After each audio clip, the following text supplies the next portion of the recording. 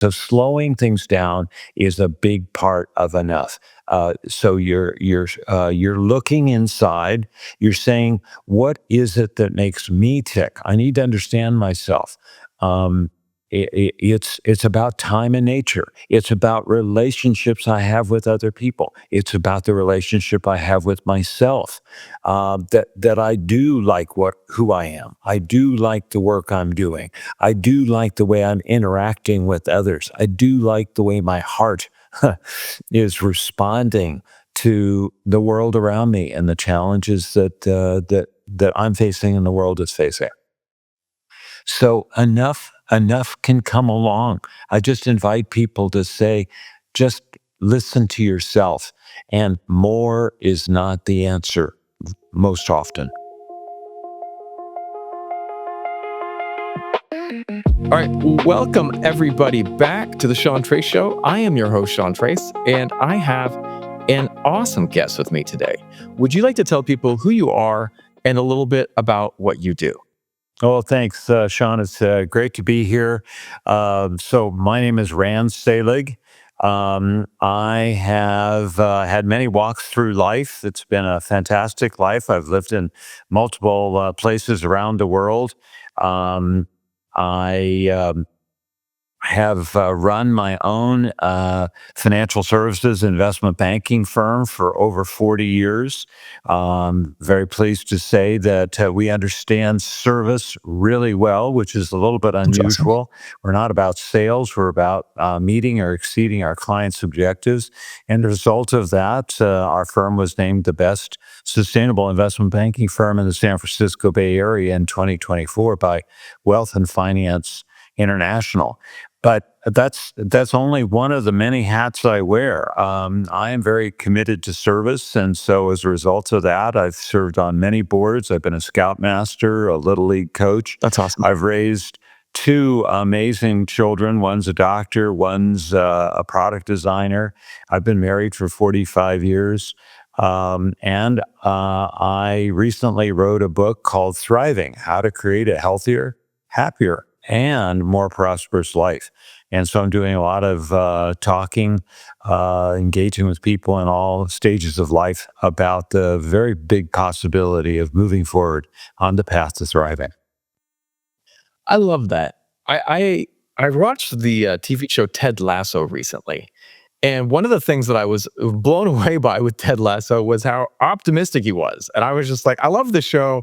I love this optimism and how there's so much that you can accomplish with a positive mindset. And we're not necessarily pushed there in our daily lives. We're often pulled this way or that. And like one of the things that you growing up, people go, oh, talking about reality this, reality that. But the reality is always someone else's limitations, what they had to struggle through. And it doesn't always mean that it's what you need to internalize. The other day, someone was giving my daughter a really hard time for a school play, and they didn't think she was enough. I won't say what type of enough, but enough of something. And looked at my wife and I said, well, I want to pull her out of this thing. I don't want her doing it. That was my gut reaction. Don't get injured before it even. And then my wife's like, let her go through it. Let her have the experience. Let her go through and see how it works for her. Because if we're always trying to protect her from something, she might have a positive experience that you don't even know could exist. But if you're not giving her space to do that, you'll never know. No, that's really good advice from your wife. People do try to stay away from big challenges, and they hold mistakes in a very awkward way. Mistakes are not here to define you; they're to refine you. And Yeah. challenges make us tougher and better, and add clarity to what's really important, what's essential in life.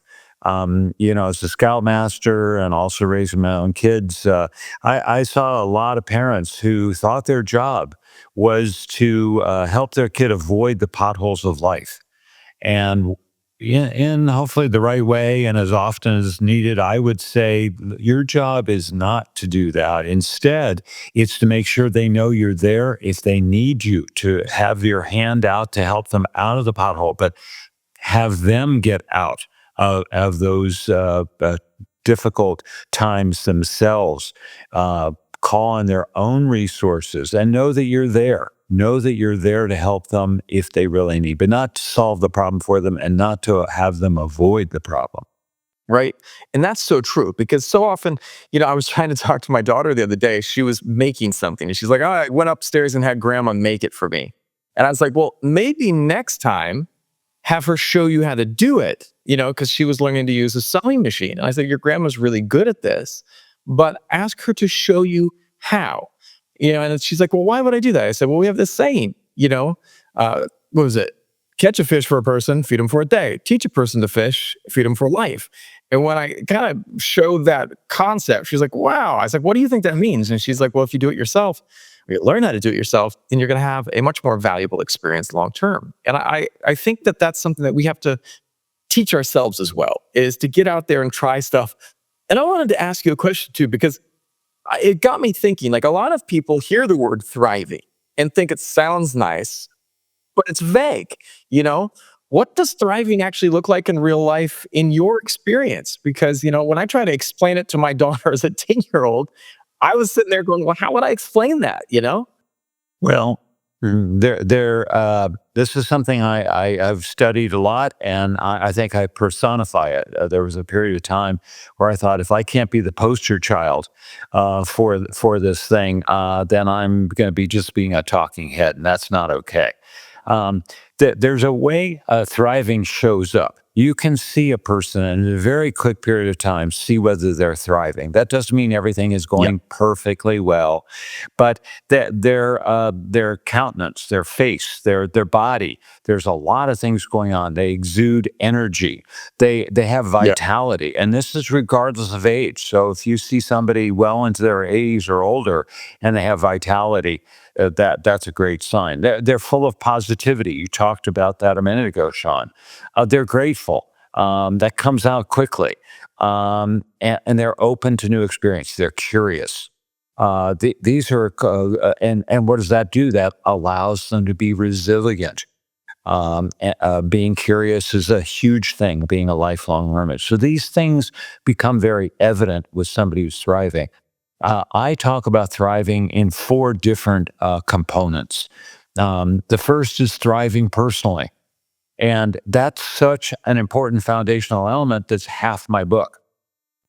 Mm. And it includes things like having purpose and being having character, managing yourself well, managing your money well, having spirituality, which I define as being in awe and humble. It's not the religious part of the story.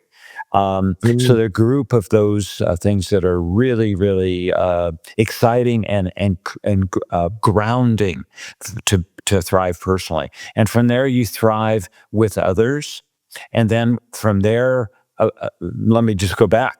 The most important relationship you'll ever have with you in your life is the one with yourself. So from Yeah. there, you can build relationships with others. The third part of thriving is thriving on the world. Who are you? What are you doing? Are you taking care of Mother Nature? Are you being of service in some way or another? So many different opportunities to do that. And then, fourth, thriving by moving ever forward in life. This means that you're continuing to evolve and become a better person, that you're aware of the wisdom that you're gaining. I mean, I've met people in their, in high school who have wisdom already. It's not something you have to accumulate because you're, an old character. Not at all. So, commitment to continue to be the better person is part of this moving forward in life. So, those I are the love four dimensions, and that's how it shows up. I love that because it gives people something practical that you can look at. It's not just feeling happy. Uh, it is about these areas where you are creating depth. I think about that like if I want to be fit, go to the gym, right?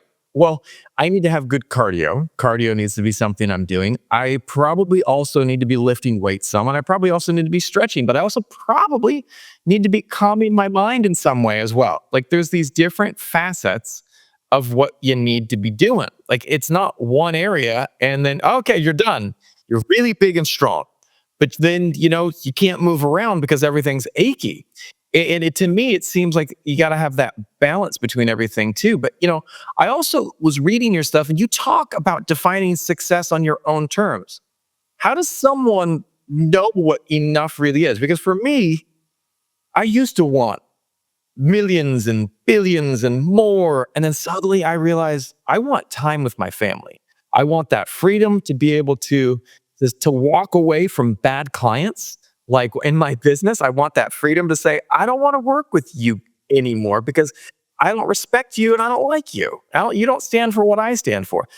But that's a part of my enough, and what is it is different for each person. I don't need billions to do that. I need this much. And I know exactly how much that is. And more than that, it's fun, but it doesn't really help. But how do people define that? Well, what you just said about this, Sean, is spot on. It's an internal yardstick. It's an internal mechanism. It's not about comparing yourself to someone else. It's not looking at somebody driving down the street going, oh, wow, I wish I had that car. The car you have, you like. It's working perfectly fine. You don't Yep. need something different. So, this more is part of a cultural virus, Yep. along with defining success as being primarily a financial thing. These are not helpful, and they're not accurate. They're not accurate calibrations of who we are, what leads to us feeling that we do have enough. When you slow things down, we know this when we're eating. We've probably all read this, that if you want to stop eating when you're 80% full, well, if you're eating really fast, well, you can't you blow past 80% very quickly, and now you're at 100, 110% of fullness. That's not a good thing. So slowing things down is a big part of enough. So you're looking inside. You're saying, what is it that makes me tick? I need to understand myself. Um, it's about time and nature. It's about relationships I have with other people. It's about the relationship I have with myself.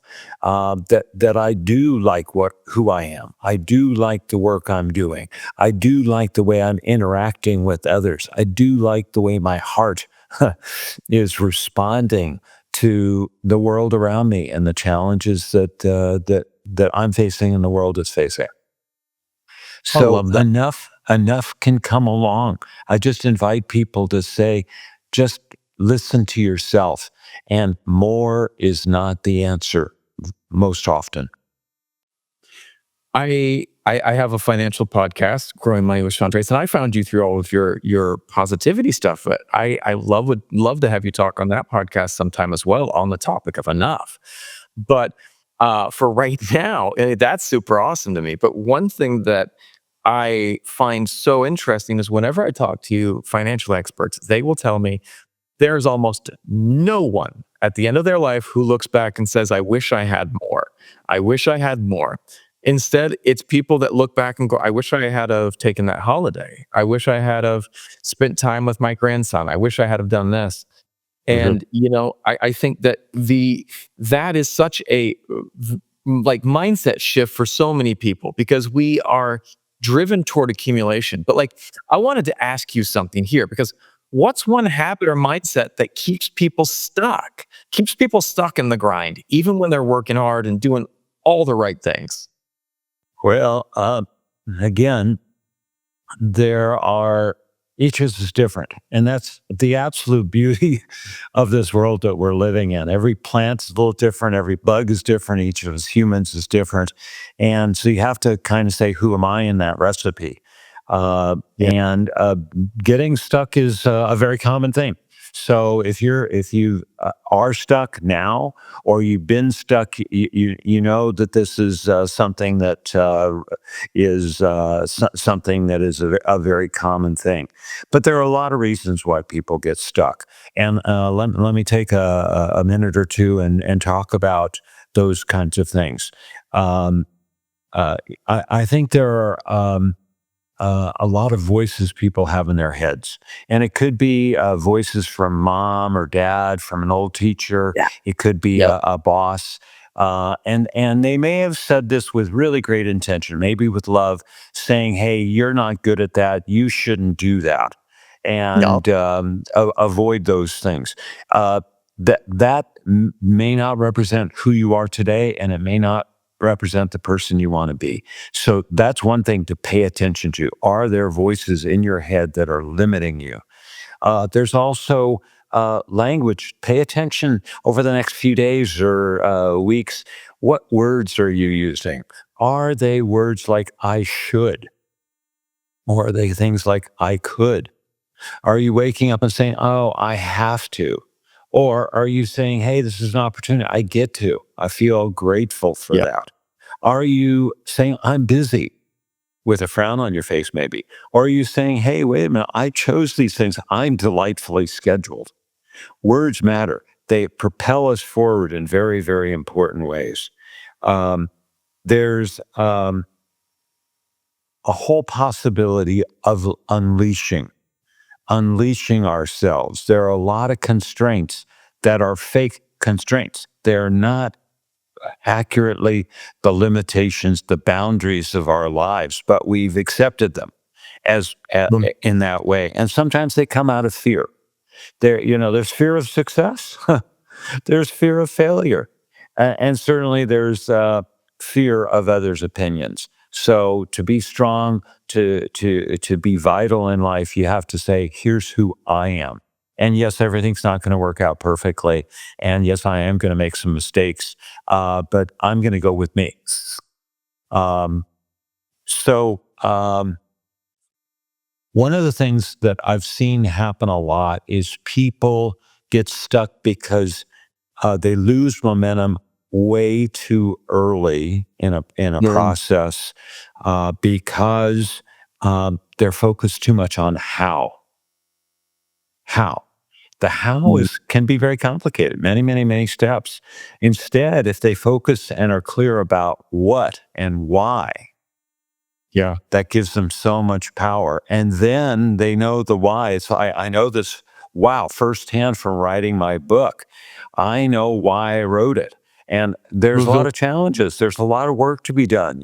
My publisher said, hey, Rand, when you write your book, you've had it edited, and now you're out there and you've got it published there. You can see it on any number of the different platforms. Congratulations, you're a third of the way done. The Yeah. two-thirds is getting the word out. Well, this can be a very daunting task. But instead, I came back to knowing my why I wrote it, who it was for, and it gives me so much energy. I'm happy to talk to the great Sean Trace. You betcha. So these are things that are very again, each was different, but different components to getting stuck, and there are answers in there about getting unstuck too. I love that because there's a couple of things that are popping up there when I think about that. The first thing that I'm thinking that is really evident to me is that we have the power to get unstuck. We have the power to make a change. But like you said, the how can be very elusive. The how can be hard to figure out because if you're focused on how, you might be running yourself in circles because there's a lot of the how that's not always evident until you get to, like, say you want to get to point Z. Well, if you're on point A, you might not know how to get to point Z, but A, you might have the clarity to get to point B. And once you get to point B, you might have the clarity to get to point C. And then life might throw you a circle and you might go to point L, and yet you still can keep making choices and making movements on this path forward if you can start looking at what's that next thing that you're doing. And I want to ask you this is you've had success in business and life, but what did you believe early on that you realized was completely wrong, and how did you fix that? Well, I'm a mathematician. One of my degrees is in mathematics, and I think early on, as a young kid, maybe before even high school, I thought life was like a mathematical equation. You know, 2 times 6 is 12, and uh, what that belied was the complexity of life, the complexity of people. That a lot of people want to do good things, and think that they're capable of doing things, and things get way past them. Bosses can often be that way.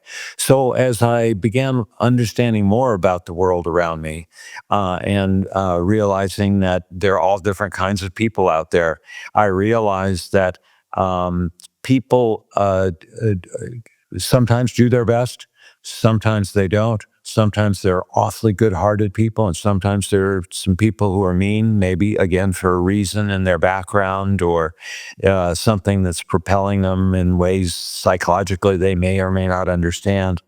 But I began to be a little bit more empathetic and compassionate about people who I think were disrupting positive flow, and recognizing more and more that life is complicated.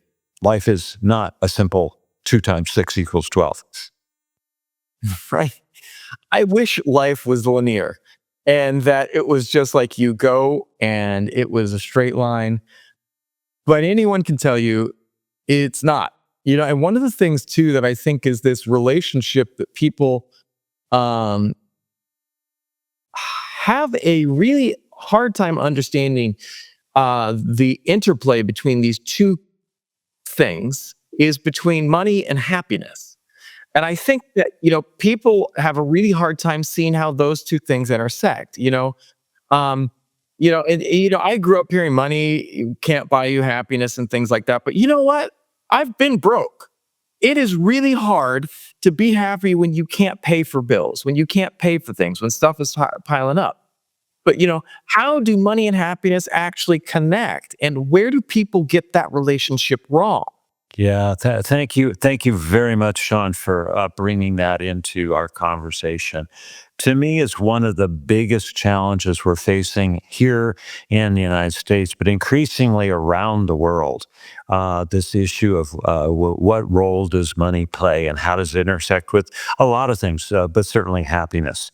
Let me answer it this way. Let me start with what is happiness, because that's part of the question here, and a lot of confusion about it.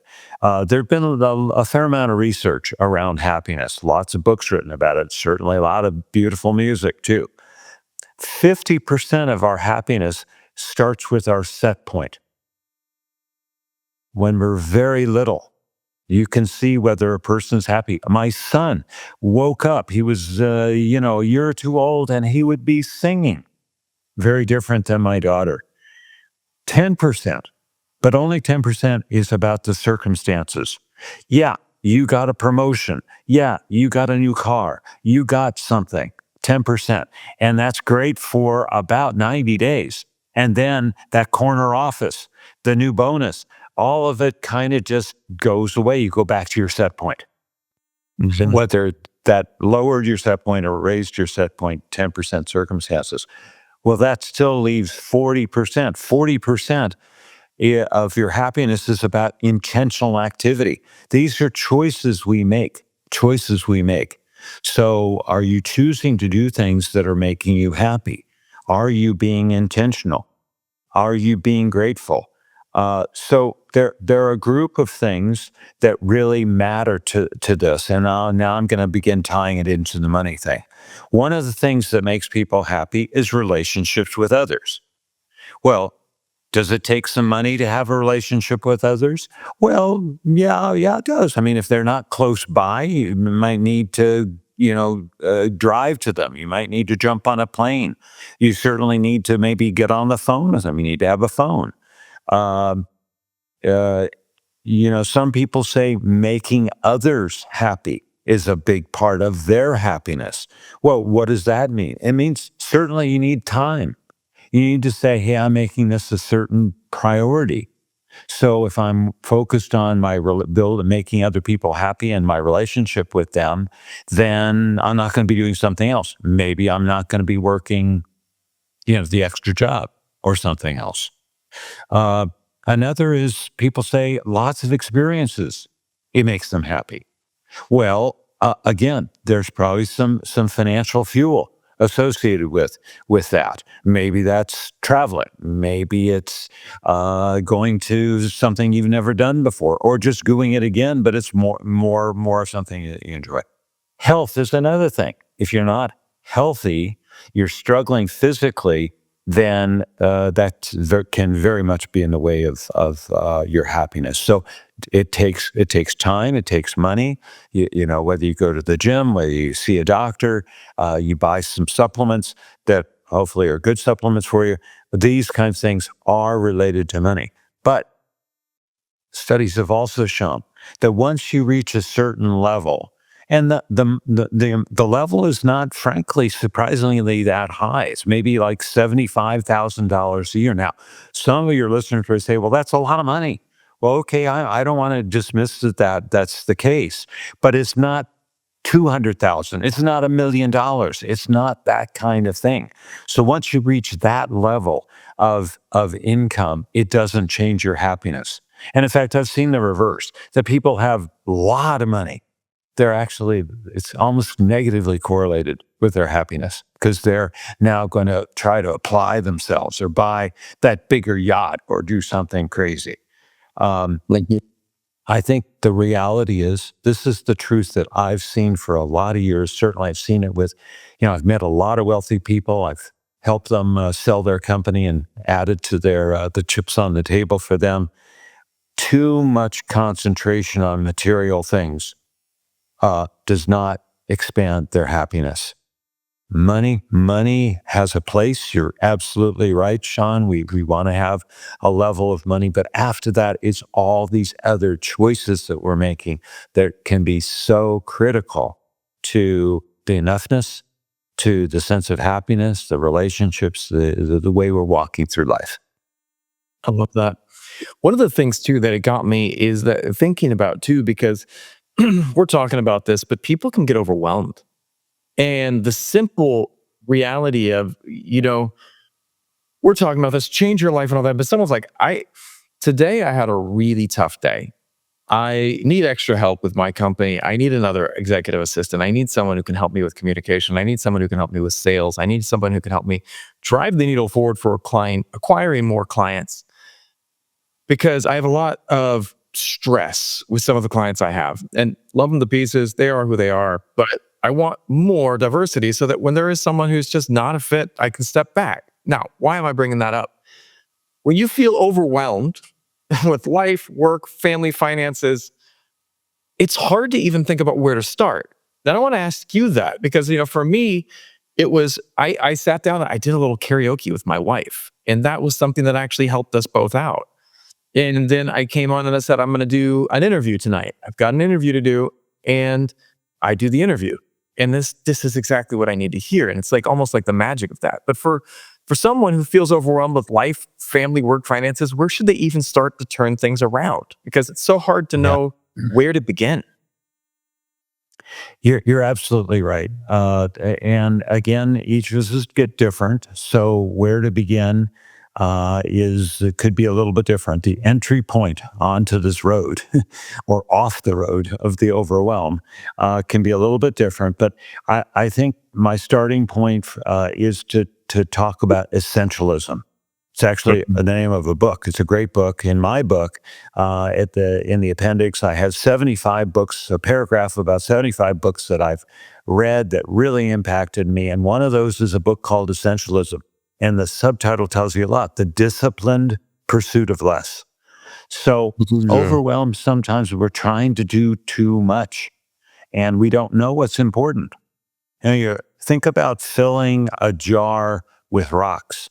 If you have little rocks and then a couple of bigger rocks, if you fill the jar, start filling the jar with all the little rocks, and then you put the big rock in at the top, you may not be able to close the jar.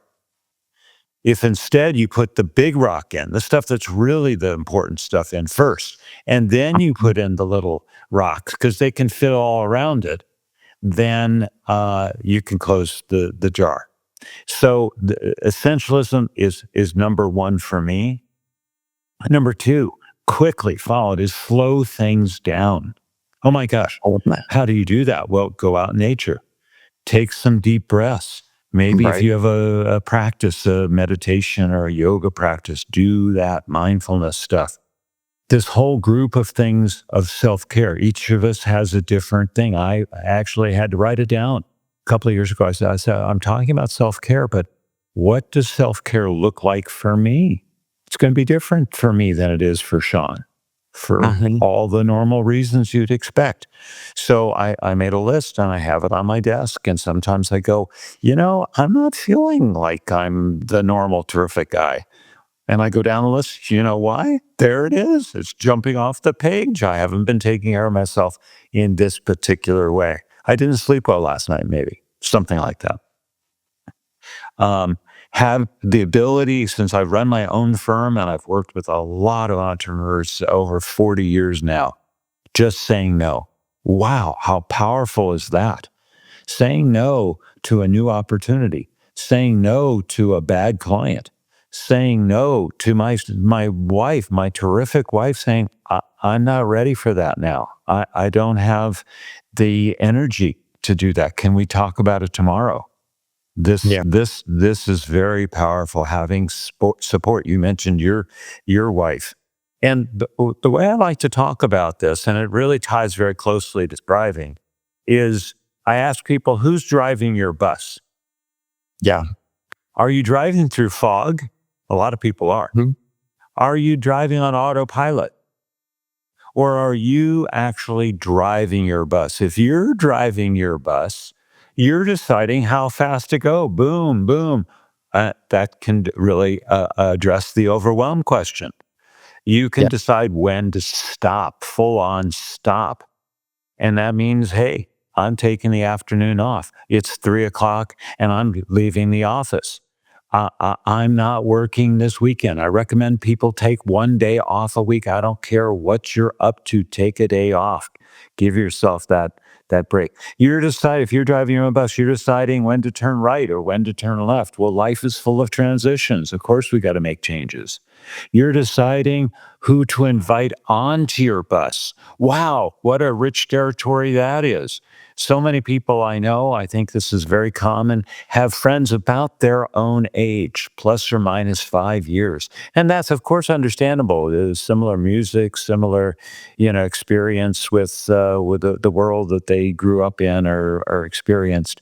That's fine. But having people of different ages, maybe somebody who's 10 or 20 years older, somebody who's half your age. Wow, that's a really big deal. And then finally, if you're driving your own bus, you're deciding who to invite off your bus. And that Yes. needs to happen from time to time. Sometimes they're very close. Maybe they've been friends for a long time. Maybe they're a family member. I love that. I think one of the most powerful things you can do is know who to keep around and who not to. Now, but you also mentioned letting go and forgiveness. How does holding on to You things know? actually cost people in their life and even financially? Yeah, it's another it's another one of your fabulous questions here, Sean. uh, well, so let me just put a little perspective on this. I think that there are three things that we need to do to be emotionally healthy. One is to stop self sabotaging. That goes on so much. Doesn't pay anything. Even if I say, if even if it's only 1 in 100 chance that you something good will come out, do it. Mm. Do it. Somebody invited you to coffee. Don't just say, "Oh, they're just trying to be nice." Go for it. A second thing that people do that can lead to a lot more emotional health is forgiving. Mhm. Everybody's made mistakes, and a lot of people are still upset with themselves about something they did a long time ago. And I say, you got to look at that. You got to be honest. You did this. It wasn't the boss. You were in the game. You may not have been the only person on the stage, but you were there. take responsibility, own it, learn from that. And similarly for other people, who hasn't run around and said, something happened and I deserved an apology that I didn't get?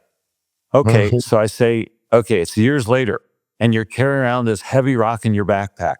You want to get rid of that rock? You want to start thriving a little bit more and you walk uphill a little faster?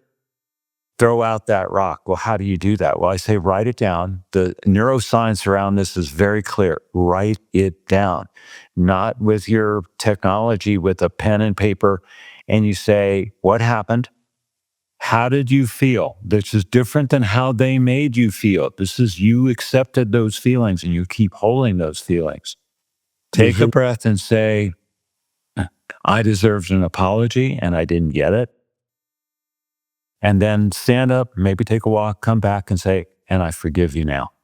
That Mhm. rock is thrown down away from you and you could even if you want kick it, but so the forgiveness part of this becomes very good, and that leads me now to your question, which is letting go.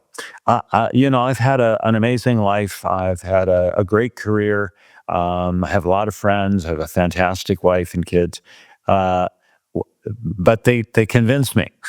My wife and kids convinced me, Dad, you don't control as much as you think you do. Right. Well, I Right. said, oh, geez, this is, I got to pay attention to this one. So I began looking at it. I realized I only control four things. Only four things. I mean, wow. Okay. One, I control my attitude. Yep. Mhm. Two, I control the amount of effort I'm willing to put into something. Yep. Third, I control my behavior. Well, usually. And Ye- then fourth, I control the actions I choose to take. After those four, it's not about control, it's about influence. And depending on how I handle myself, the words I use, the care and attention, whether I listen, whether I'm asking questions, I can increase my influence or I can decrease my influence. So the letting go becomes a very powerful thing. And I have a little exercise I'd love to do with you, Sean. I hold up my fist. You can hold up Okay. your fist with you. And you're holding on to something and you can't let go. You say, I want to let go of that. You see, you're holding it so hard, your knuckles are lighter than the rest of your hand. Take a look. Yeah. Okay, Yeah. then flip your hand over. Same thing. You're holding on. You say, I want to let go. And I your want to let knuckles are lighter. And then you say, I'm going to let go. And I joke, maybe you read Rand's book. You open your hands, you wiggle your fingers, you wiggle your thumb, and magically your hand rises because it's lighter. You've let go of Right. something that was heavy. I used to have to do that a lot. And it always helped me. It always put a smile on my face. Now I don't have to do it very often. I think I'm a little more honest. I'm a Yes. little bit more of what I really do control. And it's a great little exercise, a very physical thing.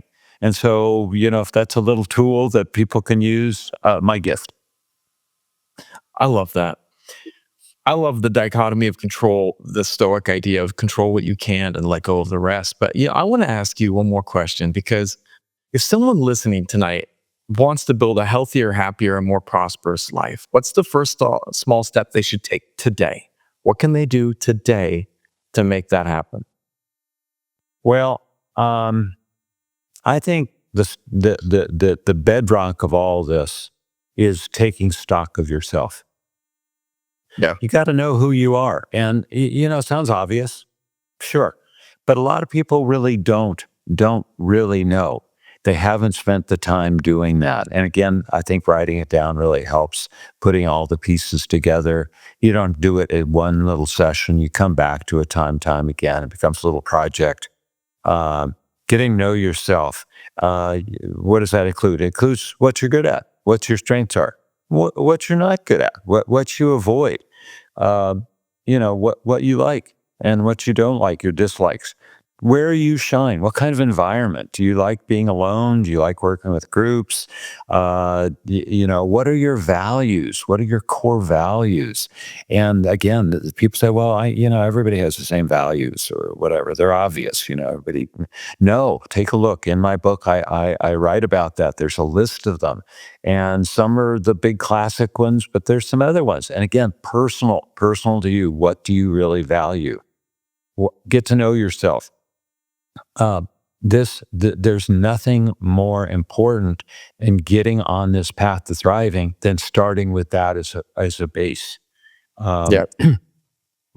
then, what I've realized in my own life, and I've seen it with a lot of other people, that when I cultivate a positive attitude, that's a choice. These are choices. I summons up my grit. Yeah. I look at what I'm grateful for, and yes, there's a lot of things to be grateful, even if a lot of bad stuff's going on. Here's an example: you just get off the phone from a phone call from the doctor. The doctor's just told you the bad news from the lab result. You're Yeah. crestfallen. Oh, holy moly! What am I going to do next? But could you look for some gratitude? Could it have been a worse piece of news? Yeah. Could you now afford the treatment? Do you have support? Do you trust your doctor? These are all elements to helping you have gratitude at a very tough time. And of course, when things are going well, you want to have gratitude. So when I do all those things, I build resilience, and I build a continue to build my thriving path when I encounter the great life and the challenges. I love that. Well, where can people go to find out more about you and what you do? Thank you, Sean. Yeah, I would say go to my book website, which is Rand Selig, Rand, S as in Sam, ELIG.com. Lots of information about the book, information about me, testimonials. There's a free page of my favorite quotes from the book. A lot of quotes in the book. People say they love them because they really amplify a point. Some are very funny. There's these in the appendix, these books that I recommend that people read. So there's a lot of material there. There's a connect with me page if you want to invite me to your book group or your company event, or just want to engage. Say, hey, Rand, I read this chapter and I didn't understand why you said this, or I disagree with that. That's all available there on the book website. I'm on LinkedIn. That's my primary social media thing, and my book is available everywhere. It's in audio. I did the audio recording, me narrating the book last year. So if you're an audio reader, the book is available in that format as well.